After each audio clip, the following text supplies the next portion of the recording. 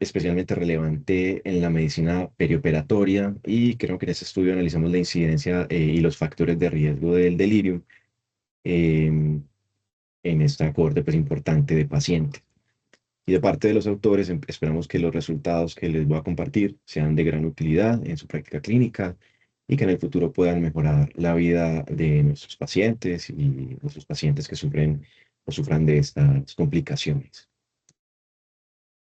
Empecemos hablando un poco de qué es el delirio. El delirio es una condición grave, a menudo o normalmente es tratable y provoca una rápida aparición de síntomas que van a fluctuar a lo largo de tiempo.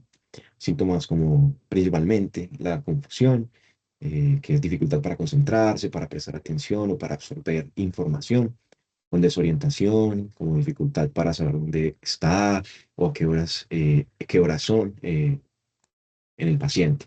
Problemas de memoria como deterioro a corto plazo, alteraciones del habla, lo que se puede volver incoherente o con dificultad para seguir una conversación, alteraciones del sueño, cambios emocionales, alucinaciones y delirios, entre otros síntomas como letargo, fatiga, fotosensibilidad y fonosensibilidad, o dificultad para hacer las necesidades básicas. Puede deberse a distintas etiologías que a la vez se dividen en distintos mecanismos fisiopatológicos que se han ido proponiendo a lo largo de muchos años por diversos autores que hemos revisado en este artículo, eh, como pueden ser la neuroinflamación y la disfunción endotelial, em, el desbalance de neurotransmisores, una vulnerabilidad fisiológica y cambios neurológicos estructurales y vulnerabilidad cerebral en general, que pueden deberse a causas como y causas infecciosas, como sepsis, encefalitis, meningitis, pueden deberse a abstinencia, como el alcohol, barbitúricos, etcétera. Puede deberse a a un trastorno metabólico agudo, a traumatismos, otras enfermedades del sistema nervioso central, hemorragia, accidente cerebrovascular, en general, las hipoxias, a distintas deficiencias, como por ejemplo vitamina B12, a causas en el medio ambiente, como cambios bruscos de temperatura, hipohipertermia, endocrinopatías, causas vasculares agudos, como por ejemplo la emergencia hipertensiva, hemorragia subaracnoidea, entre muchas otras. Es una entidad multifactorial, es la palabra que la define. Y pues vamos a hablar sobre cuáles son esas características esenciales que vemos que se relacionan con la aparición del delirio en estos pacientes. Entonces, un poco del background de delirio. Va a ser básicamente un desenlace adverso que genera preocupación para nosotros en el ámbito perioperatorio, esencialmente o principalmente para el anestesiólogo o para el médico intensivista, incluso para el cirujano tratante, etcétera. Y se da especialmente en adultos mayores, como ya les comentaba, con esas alteraciones de la conciencia y de la atención que pueden persistir hasta una semana después de la cirugía, según varios autores, con un impacto clínico que va a ser profundo. Además está asociado con complicaciones graves, desde una mayor mortalidad intrahospitalaria hasta disminución de la calidad de vida. Y ciertos estudios han demostrado que el delirium postoperatorio no solo afecta la recuperación inmediata, sino que también se asocia con complicaciones secundarias como infecciones, complicaciones cardiovasculares y falla renal principalmente, como más adelante. Entonces, en un país como Colombia, donde los recursos de salud son limitados, identificar y prevenir esta complicación puede mejorar significativamente la atención de los adultos mayores.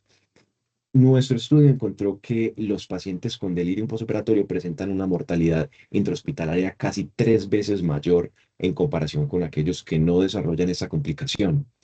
Y a nivel mundial, nosotros encontramos la incidencia del delirio en pacientes mayores de 60 años entre el 10 y el 70%, mientras que en Latinoamérica diversos estudios lo han encontrado entre el 12,5 al 18%. Y vemos en nuestro país que la falta de políticas de prevención y de diagnóstico y detección han llevado a subregistro del problema, lo que ha impedido la implementación de guías clínicas específicas. viendo pues que también el delirium está asociado con un aumento de la mortalidad, como les comentaba, y con costos aumentados en el sistema de salud. Mm, Tanto, eso es extrapolado de otros países, porque como no tenemos estudios en Colombia como tal, no sabemos cuál puede ser el aumento de esos costos. Em, pero eso se da tanto por el impacto que tiene en la recuperación del paciente como en la prolongación de la estancia hospitalaria. En Europa sí hay muchas guías y muchos avances en el estudio de esta entidad. Hay guías basadas en la evidencia que han demostrado reducción en la incidencia del delirio postoperatorio o DPO. En cambio, en Colombia, la falta de datos epidemiológicos locales nos ha llevado a que no tengamos directrices clínicas para manejarlo en el perioperatorio. No, eso nos dio lugar a un infradiagnóstico y a un subreporte. Entonces, ¿qué pasa con esta disparidad? Ya vemos que se resalta la necesidad de investigación local para comprender mejor la magnitud del problema y que diseñemos estrategias de intervención eficaces. Esta imagen que puse aquí a la derecha no es por azar. Ese señor es Aulo Cornelio Celso, es un médico, escritor y enciclopedista romano del siglo I después de Cristo.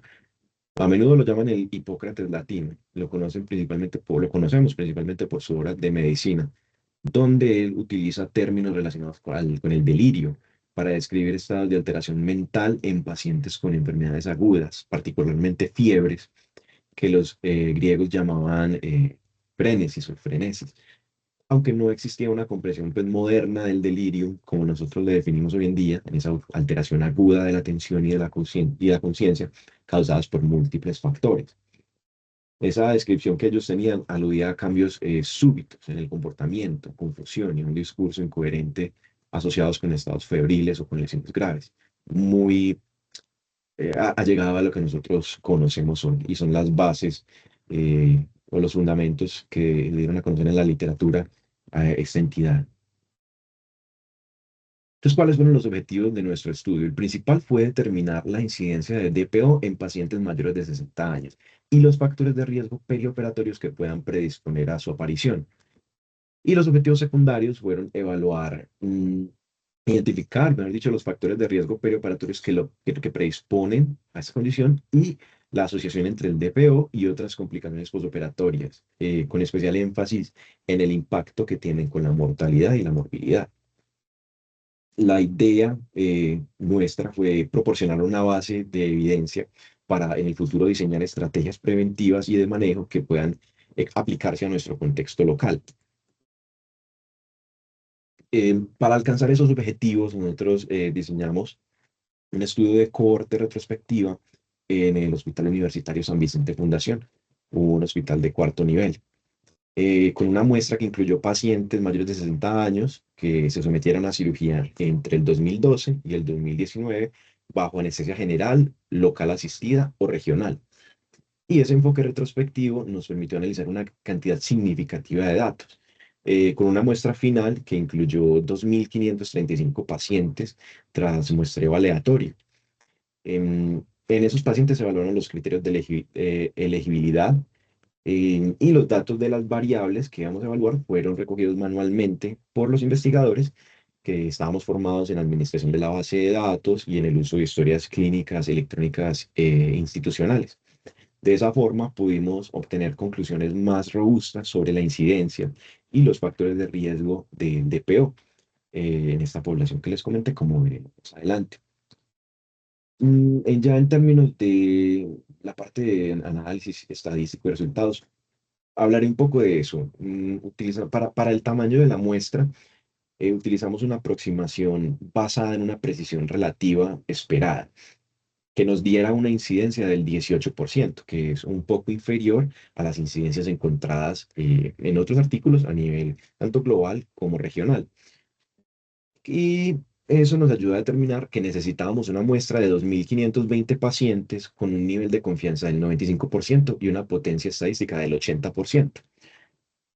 Además, excluimos pacientes de los que se les había diagnosticado delirium antes de la intervención, que hubiesen sido sometidos a cirugía con anestésicos locales sin sedación, que hubieran fallecido durante la intervención o que tenían programada una neurocirugía.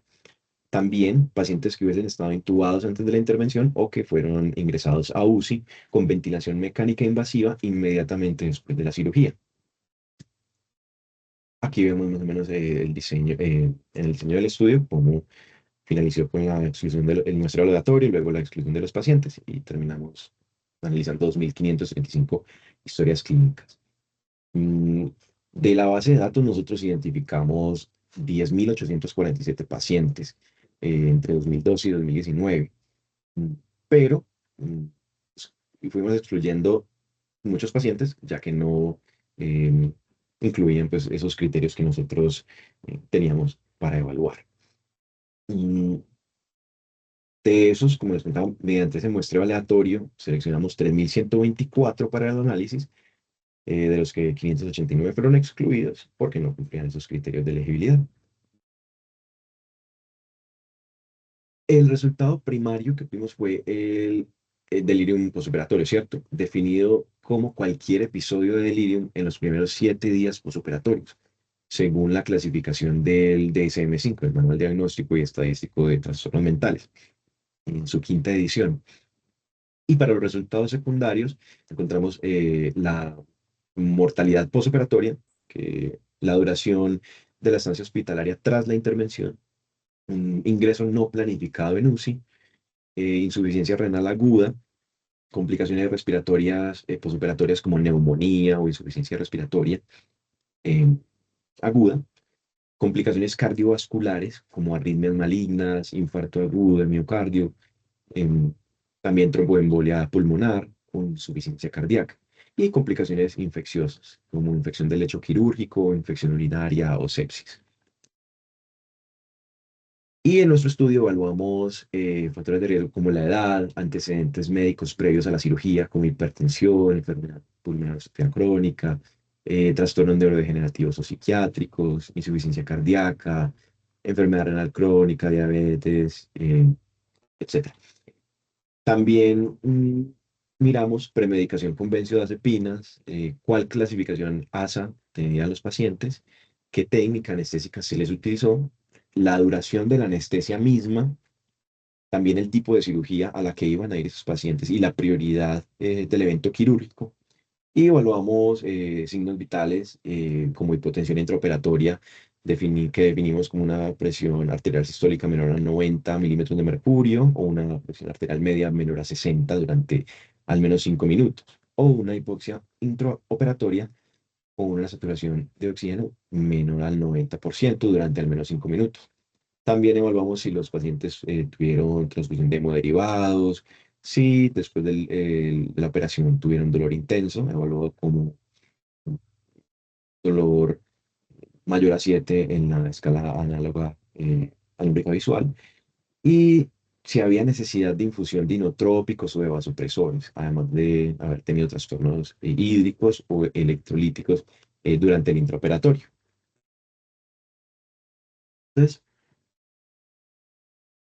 en el artículo, una vez salga publicado, en ese momento está sometido, vamos a poder encontrar todas las principales características clínicas preoperatorias de los pacientes, si no mal no recuerdo, en la tabla 1. En ese momento estamos a la espera de confirmación para publicarlo. Y encontramos que un poco más del 50% de los pacientes eran mujeres entre 70 y 77 años. La principal comorbilidad que registraban en más del 60% de estos pacientes era hipertensión, seguida de diabetes, eh, indiscriminado del tipo, y EPOC. Además, encontramos que el 7,9% de los pacientes que tenían delirium tenían antecedente de algún grado de demencia, pues frente al 1% de los pacientes que no tenían delirium. El 74,8% de los diagnósticos lo realizó el enlace de psiquiatría del hospital. El 15,9% lo diagnosticó el intensivista y el 9,2% lo realizó el cirujano tratante. Por otro lado, vimos que la principal forma de presentación clínica del delirio fue el mixto, con el 49% de los casos, luego seguido del hiperactivo en el 37%, 37,7% de los casos, y del hipoactivo en el menor de los casos, con el 13,2%. La primera línea de tratamiento en los pacientes fue la farmacológica con antipsicóticos de primera generación, principalmente el haloperidol, y en el 72, eso fue en el 72,8% de los casos. Y en el restante, 2,6% fueron tratados con psicóticos de segunda generación, con olanzapina o quetiapina principalmente. Y vemos que el 7,2% de los pacientes no recibieron algún tratamiento farmacológico. Por último, vemos como resultados principales importantes la duración media de la estancia hospitalaria en los pacientes que sí tuvieron delirio fue de 18,5 días, mientras que los pacientes sin este acontecimiento fue de 6 días únicamente, como podemos ver. Ahorita discutiremos pues esos resultados. Pero en cuanto al resultado más importante, en cuanto a nuestro objetivo principal, encontramos una incidencia acumulada de delirio del 6%, con un intervalo de confianza del 95%, entre el 5,1% y 6,9%. Y vemos que el 67% de los casos se presentaron en los primeros 3 días posoperatorios, que vemos entonces que es un periodo crítico que parece indicar una mayor vulnerabilidad en los días inmediatos a quirúrgico. Perdón. Entre los factores de riesgo con una asociación estadísticamente significativa que predisponen al desarrollo del DPO se encontraban, como les mencionaba, en la literatura global encontramos nosotros también antecedentes psiquiátricos de demencia, también la dependencia funcional, antecedentes de alcoholismo y una clasificación ASA elevada, entre 3 y 4. Y también se observó que el uso preoperatorio de opioides, la cirugía urgente o emergente, o los procedimientos vasculares y el uso intraoperatorio de productos sanguíneos precipitaban el delirio postoperatorio. Por otro lado, de los pacientes que presentaron delirium, el 15,9% murió durante la estancia hospitalaria, frente al 3% que no presentaron el evento, con un OR ajustado de 2,9. Por eso les mencionaba anteriormente que vemos un aumento casi, bueno, casi de 3 veces en ese riesgo de mortalidad. Las principales causas de muerte fueron las complicaciones respiratorias, como neumonía, insuficiencia respiratoria, como aquí no vemos el dato, pero en la tabla de resultados se encuentra con en el 46% de los casos, seguido de complicaciones cardiovasculares, principalmente con insuficiencia cardíaca en el 25% de ellos. Y aquí pues en este gráfico podemos ver la asociación entre el IRM y otros resultados clínicamente importantes, como también se puede ver en la literatura. Nosotros encontramos insuficiencia renal aguda, otras complicaciones respiratorias, cardiovasculares y también las infecciosas. Entonces hablemos un poquito de esos resultados que obtuvimos. En cuanto a la incidencia de la comparación con toda la literatura que revisamos, en nuestro estudio, pues determinamos una incidencia acumulada del 6% durante los primeros 7 días tras cirugía en esos pacientes. Sabemos que el hallazgo se basó en una muestra grande y usamos pues el estándar de oro para el diagnóstico del IRIM, que es a través del DSM-5. Sin embargo, vemos que pues, es un porcentaje bastante inferior al reportado en otros estudios, que varían entre el 10 y el 18% en la región o incluso pues mucho más. También encontramos en la literatura, pues ya dentro del rango reportado en revisiones sistemáticas y metaanálisis, que la incidencia acumulada varía entre el 5 y el 39%. Nosotros pensamos que las diferencias se pueden explicar por factores metodológicos. Por ejemplo, el uso de herramientas diagnósticas menos específicas en otros estudios, como el CAM o el CAM-UCI, que tienden a ser más sensibles pero menos específicas. Además, sabemos también que el factor fluctuante del delirio implica que muchos pacientes puede que no sean diagnosticados si no son evaluados en el momento exacto de la alteración o pasados después de los días críticos en los que se puede presentar la alteración.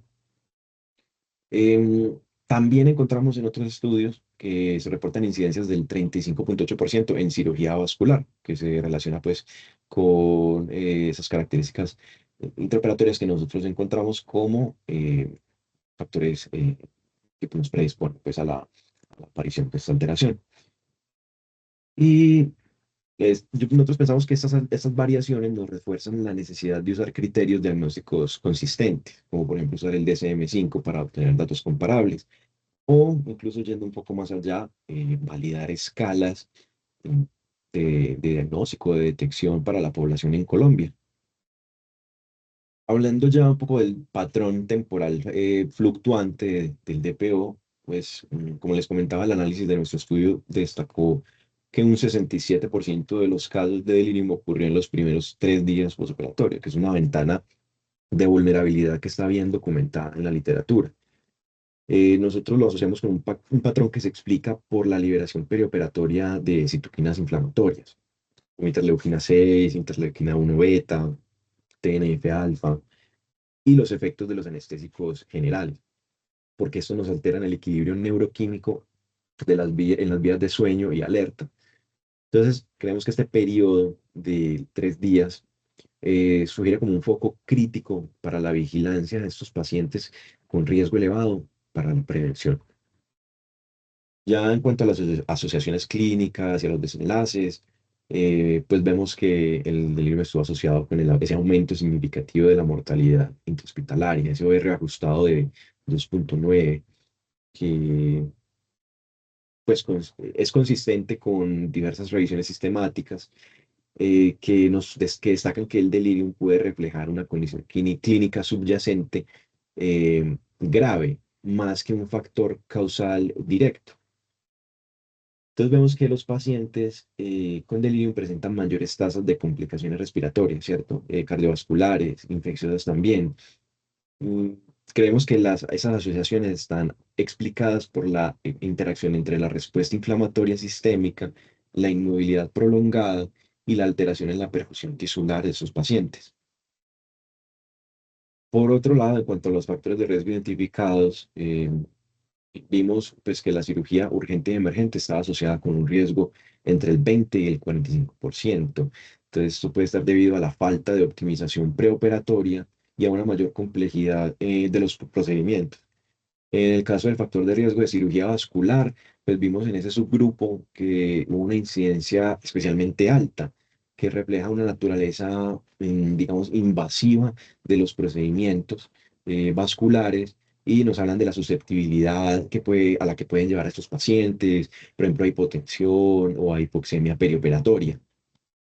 En cuanto a antecedentes psiquiátricos y el deterioro cognitivo en los pacientes, encontramos, pues como les comentaba, que los pacientes con demencia previa o con deterioro cognitivo tenían un OR más elevado de 2,53, concuerda con estudios similares en el impacto que puede haber en estos pacientes al tener una reserva cognitiva disminuida para predisponerlos al desarrollo de delirio. Ya en el caso de los opioides, el uso de opioides preoperatorios, también encontramos que como este factor aumentaba el riesgo en un 45%, eh, estaba relacionado especialmente con la meperidina, eh, como lo revisamos pues en diversos artículos. Y en cuanto a la clasificación ASA 3 y 4 y a las transfusiones intraoperatorias, sabemos que son indicativos de pacientes con comorbilidades graves y con procedimientos prolongados. Eh, Todos los anteriores, pues, fueron como factores de riesgo importantes para el desarrollo, bueno, para la asociación, perdón, que tienen con el delirio. Ya en cuanto al impacto funcional y el aumento de la estancia hospitalaria, recordemos que estuvo asociado a esto con un impacto negativo en la funcionalidad quirúrgica. Solo en el 2,6% de los pacientes con delirium vimos que lograron deambular dentro de las primeras 24 horas, en comparación con el 19,3% de pacientes que no tuvieron delirium. Además, el tiempo de hospitalización fue significativamente más largo en pacientes con DPO. Tuvieron una media de 18,5 días frente a 6 días en pacientes sin DPO. Entonces, ¿esto qué nos refleja? Unas complejidades para el manejo y para la recuperación de estos pacientes. Nuestros hallazgos lo que finalmente subrayan es la importancia de un enfoque multidisciplinario para la prevención y el manejo de PO, en adultos mayores. Vemos que es importante identificar y manejar los factores de riesgo modificables, como el uso de opioides, una adecuada optimización preoperatoria, que es un concepto que se viene avanzando hace varios años en el mundo de la medicina perioperatoria y de la geriatría, para cómo prehabilitar a esos pacientes previo a los eventos quirúrgicos para reducir significativamente la incidencia y mejorar los desenlaces postquirúrgicos. Además, nosotros pensamos que es imperativo implementar estrategias de monitoreo temprano en los primeros 3 días postquirúrgicos e incluso llevarlo hasta 7 días cuando las estancias son prolongadas y cuando el riesgo es más alto.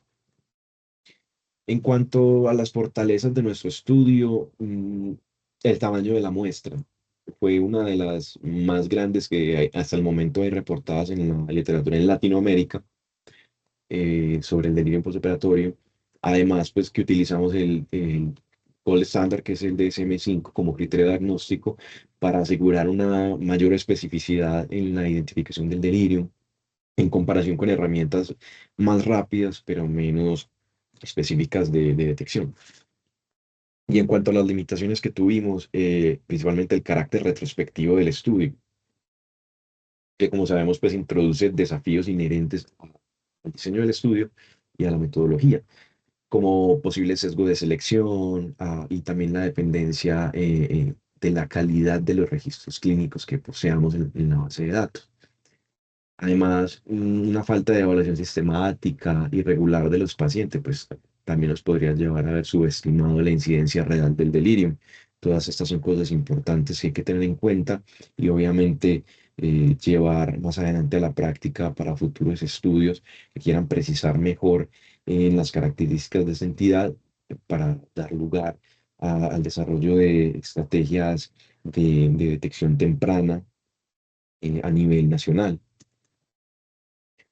En cuanto a las conclusiones de nuestro estudio, pues ya sabemos que el delirium es un acontecimiento adverso frecuente en pacientes mayores de 60 años, que son los que sean sometidos a procedimientos quirúrgicos bajo anestesia. Principalmente para llevar, obviamente, este es como el mensaje más importante para llevar a casa, principalmente en cirugías urgentes o emergentes, en cirugía vascular, pacientes con un ASA mayor a 3, dependientes funcionales y con antecedentes de trastorno psiquiátrico, o sea, en los pacientes mayores, más enfermitos. Sin embargo, y pues dadas las características del estudio, puede existir un elevado infradiagnóstico de la entidad. Así pues también, eh, ya está muy claro que hay una asociación entre el desarrollo de TPO y la morbimortalidad, perdón, postoperatoria. Por otro lado, la detección y el manejo temprano de delirium podría reducir complicaciones y mejorar los desenlaces. Eso pues resalta la necesidad de una atención multidisciplinaria que involucre tanto al equipo de anestesiología como a psiquiatría para optimizar los cuidados en estos pacientes mayores de alto riesgo. Algunas recomendaciones incluyen el monitoreo proactivo de pacientes de alto riesgo, que haya un manejo adecuado del dolor para reducir la necesidad de opioides y la implementación de protocolos de detección temprana, como ya lo venía mencionando. También pues es necesario realizar estudios prospectivos para entender mejor el curso del delirio y evaluar intervenciones específicas. Em, y por último, entre las fortalezas, ya les mencionaba que destacan los resultados, el tamaño de la muestra, el uso de criterios estandarizados, eh, y obviamente sin olvidar las limitaciones que les comentaba anteriormente, que podrían impactar los resultados generales que tuvimos en ese estudio y en otros estudios que se puedan llevar a cabo. Llevamos ya 30 minutos. No les voy a demorar mucho. Este era un club corto para presentarles los hallazgos de nuestro estudio, para comentarles que a través del semillero existen estas oportunidades de las personas que quieren avanzar en el mundo de la investigación clínica y que están interesados en este aspecto desde la anestesiología y la medicina crítica, eh, que los busquen. porque pues, a través de yo, por ejemplo, en mi caso, haber participado por ya casi 3 años, si no estoy mal, en el semillero, pude encontrar esta oportunidad, estar en el estudio de esta entidad que me parece tan interesante y tan importante, y de llegar también a coordinar el comité de investigación del semillero. Mm, Esas son cosas que se van dando por azar, entonces, por esa parte también mencionarles que se puede todo lo que estén interesados en lograr, que busquen esas oportunidades y a través del semillero obviamente se puede ayudar a todas las personas a que lo logren. Eh, También les quería comentar que nosotros, gracias a este artículo, diseñamos un póster para el concurso del 12º Congreso Nacional de Estudiantes de Posgrado de Anestesiología de la Sociedad Colombiana de Anestesiología y Reanimación. El póster fue presentado a cargo del doctor Jair Vélez, él es el primer autor del artículo y gracias a eso pues, nos llevamos el primer lugar y es un agradecimiento muy especial al doctor Jair por permitirlo, acompañarlo alrededor de los 2 años que trabajamos en todo en torno a este artículo. Y previamente, pues, también a la doctora Paula Andrea Betancourt, que avanzó los esfuerzos principales del artículo con el protocolo y pues, toda muy gran parte de la recolección de los datos del artículo entre toda la participación pues, que se realizó, y al doctor Fabián David Casas Arroyave, el jefe del Departamento de Anestesiología del Hospital San Vicente Fundación, pues por esta oportunidad que hoy nos da pues para presentarles su resultado finalmente. Esperemos que pronto se pueda publicar para compartirlo por el semillero, que lo puedan leer, tener a la mano todas las tablas, todos los resultados y pueda realmente pues ayudar a todos en el futuro en la práctica clínica a detectar de manera rápida y proactiva el delirio postoperatorio, eh, para que no afecte a largo plazo a esos pacientes tan vulnerables. Finalmente, pues otro aviso de parte del semillero y de parte del comité de investigación. Estamos adelantando esfuerzos en este momento para la publicación de 9 perlas clínicas en diversos temas.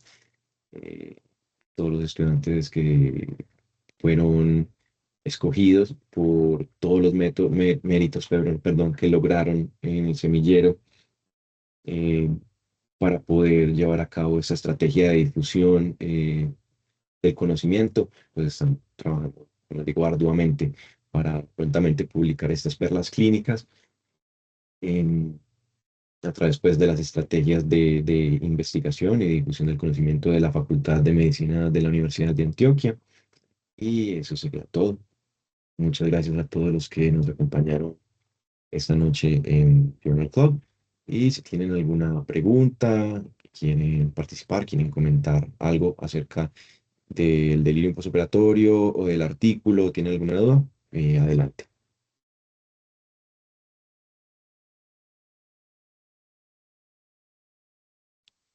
Hola Juan, ¿cómo vas? Buenas noches.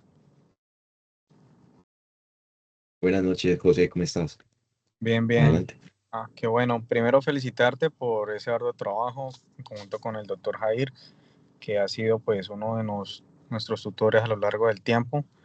Qué chévere que pues mediante pues esta visibilidad de tu estudio motives a otros a que... No te escucho o no sé si es ¿Aló, me escuchan? Yo sí lo escucho mi bien, Juan. computador No o sé si qué eres puede tú. ser. Ok. Entonces pues felicitarte en ese sentido Me porque pues... confirman si pues están escuchando al doctor José.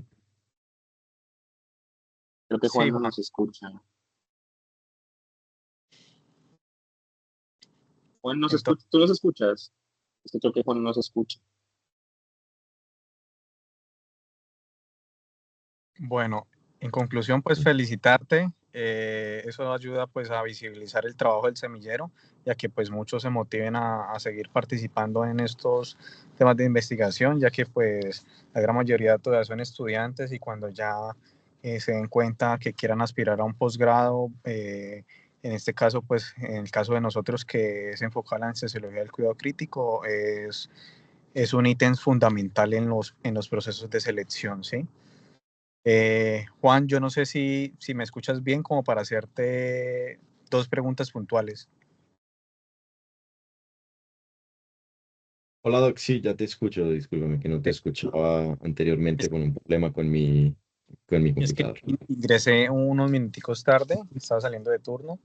Yo sí Sí, quisiera que no sé si de pronto me podrías o nos podrías dar a conocer de pronto qué criterios utilizaron y digamos tú por qué crees que digamos al utilizar los criterios del MS5 tuvieron menor porcentaje de delirium posoperatorio a comparación de otros estudios que utilizaron otras escalas. listo, Doc. Bueno, respecto primero a la segunda pregunta, principalmente creemos que como el uso del gol estándar, que es bueno, eso ya está estandarizado. eh, es una herramienta diagnóstica mucho más específica en comparación con otras escalas rápidas, que son las que utilizaron en la mayoría de los otros estudios que revisamos en la literatura. Eh, es más difícil que hayan eh, falsos positivos en la detección. En cambio, con el uso de escalas rápidas, como la escala CAM, la CAM UCI o la escala 4AT, son escalas rápidas, son escalas que tienen criterios más laxos de detección, en las que se pueden pasar muchos pacientes o más pacientes que en realidad no tienen la condición. Por eso pues, nosotros pensamos que al utilizar el gol estándar, puede que hayamos detectado, que se nos bueno, hayamos detectado los pacientes que verdaderamente tenían la condición, pero no se nos hayan pasado pacientes que realmente hubiesen sido falsos negativos, por ejemplo. Esa fue una de las conclusiones a las que llegamos y de las que hablamos en la discusión. Principalmente esa. En este momento no pienso como en otra causa. Y en cuanto a los criterios de inclusión, que me mencionabas que de pronto entraste un poquito tarde, em, principalmente pues pacientes mayores de 60 años, ¿cierto? Que fueran sometidos a procedimientos quirúrgicos bajo anestesia general, anestesia regional o anestesia local asistida, eh, para cirugías de todos los tipos excepto neurocirugía, de 2012, entre 2012 y 2019. No sé si alcanzaste a escuchar que reclutamos más de 10.000, digamos, registros, y de esos registros seleccionamos alrededor de 3.167, si no recuerdo, y en 3.124 se excluyeron 589 pacientes por criterios como pacientes que tuvieran diagnóstico de delirium previo a la cirugía, que fueran cirugías realizadas únicamente con anestesia local sin sedación, o pacientes que hayan fallecido durante la cirugía, pacientes intubados antes del procedimiento, o sea, que entraran o que salieran incluso intubados, y pacientes que hayan ingresado pues a UCI posteriormente al evento quirúrgico. Eso era para garantizar una población homogénea en ese contexto postquirúrgico. No, cuéntame si te solucioné las dudas. Sí, sí, sí, chévere. Muchas gracias, Juan. La verdad, Muchas gracias. está interesante. Sería muy bueno hacer un estudio comparando por lo menos, bueno, es que de pronto el CAM UCI quizás está más enfocado en el paciente crítico, ¿sí? Sí, Y, y de pronto comparando el DMS5 con otros, porque por lo menos el CAM5 tengo entendido que tiene una especificidad bien alta, ¿no? Creo que es mayor al 95%, pero la sensibilidad sí es medio regular, ¿sí? Eh, para mirar a ver qué sale ahí. Pero te sí. felicito, muchas gracias por darnos pues esta charla y pues instruirnos un poco en el tema. Bueno, muchas gracias, doctor José, por las palabras y pues también pues por las preguntas que nos trae y todo lo que aporta a la discusión. Y sí, pues también como para añadir a eso, sí esperamos que en el futuro se puedan, si se van a realizar otros estudios, creo que sería bueno seguir aplicando herramientas de detección que sean específicas para, para homogeneizar mejor a la población que se vaya a evaluar. Y creo que también, no sé si se los mencionaba, que sería muy importante en el futuro, bueno, estandarizar una escala para Colombia. Creo que con eso iríamos avanzando mucho eh, en cuanto a la detección y el futuro, la implementación del futuro manejo de los casos de estos pacientes. Bueno, no sé si tienen otra pregunta, cualquier otro aporte, es bienvenido. Listo, Juan. No, por mi parte, felicitarte por esta gran revisión. Yo sé que pues, es difícil, sobre todo en estos momentos del semestre, que pues, ambos estamos en 11 y sabemos que está un poquito pesado, pero eso no importa. Me agradecerte mucho por el esfuerzo que hiciste tanto para, no solamente para esta exposición, sino el esfuerzo que has hecho, como nos contabas, durante 2 años de que participaste del estudio.